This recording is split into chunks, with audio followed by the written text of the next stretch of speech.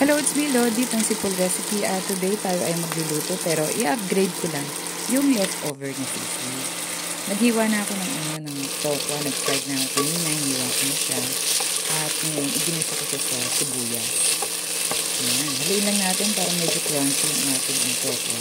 Yung loob ng tokwa. So, add na natin yung leftover na sisig. Ayan. Nag-party kasi kami. Tapos yan, natira namin yun. Para medyo sumarap naman siya. Kasi nalagay na siya sa ref. At para medyo mas siya healthy kasi may tokwa siya. And then yan, haluin lang natin siya para maganda yung texture. At syempre, dagdag tayo ng asin dahil meron tayong dinagdag na ingredients. At pagkatapos, dagdag din tayo ng calamansi juice para mas masarap. Medyo asin-asin yung ating sisig. And then, lagay tayo ng dalawang sili na red. Ayan, para medyo konti lang. Konti na kasi hindi ako mahilig sa masyado naman.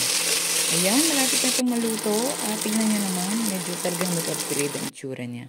Ayan, luto na siya at ready to serve na, ready to eat na. Maraming salamat sa panonood at huwag kalimutan mag-subscribe sa channel ko. Ingat lagi. God bless everyone.